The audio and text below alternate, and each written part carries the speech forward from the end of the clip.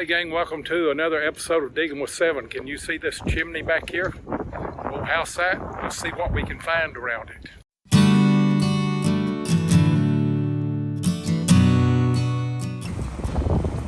There's Mike. We're over here hunting a spot along the river. And there's my first good signal right there. It's a heart ring.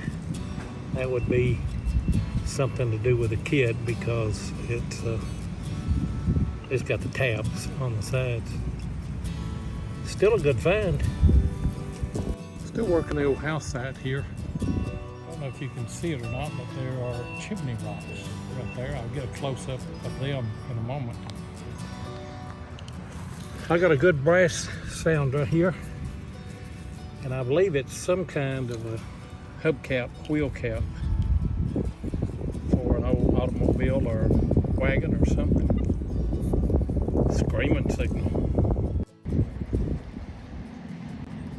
There's what's left of the chimney. Man, there was a lot of work went into that. Don't you look at those big stones there. And the house sat right in there. You can see some of the rocks and what have you. The river is back off to the left, Cumberland River. Out of that hole right there, and this was a screamer. I don't think that this is real. It's part of a gun, and there's a piece come out of the bottom of it right there. I believe that's pewter. I believe that's going to be a child's revolver. I may clean it up. It may have some markings on it though. I'll see.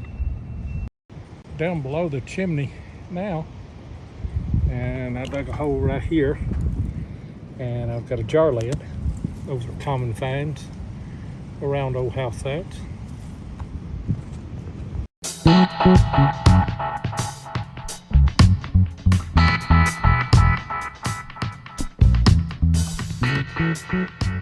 One common find when hunting old house sites are the zinc lids that were used on what are commonly called mason jars. But these weren't the first jars to be used. Among the earliest glass jars used for home canning were wax sealers, so named due to the sealing wax that was poured into a channel around the lip to secure a tin lid. This process was complicated and error-prone, but it became popular in the late 1830s and early 1840s. This was improved by the mason jar, which was invented and patented in 1858 by a tinsmith named John L. Mason. Raised in Philadelphia, he moved to New York and filed his jar patent at the young age of 26. As a tinsmith, Mason first created the standard zinc thread cap and then the jar to go with it. Mason was awarded patents in 1858 and 1870 by the U.S. Patent and Trademark Office for his invention of the process of creating a threaded screw-type closure on bottles and jars. But one thing you may not know about John Mason was that he failed to renew his patents that expired in 1879, thus opening the market to his competitors. As a result, Mason did not become wealthy and died broke in New York City in 1902. So now you know a little bit more history about those jar lids that you dig. I got a couple of finds out of that hole there, and here's the old chimney right there. All the old chimney rocks. I found a piece of pottery there, and this is some kind of lid.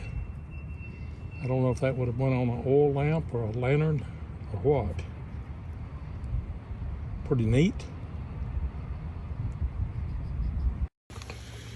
Mike came out in the field and he said he's got a flat button over here. Let's go look at it.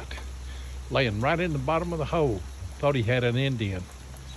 That's what it is. Nice flat button. Got the shape broke off. That's a great find.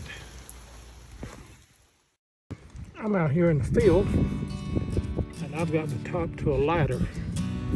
You can see a little bit of the residue. Bruce came out.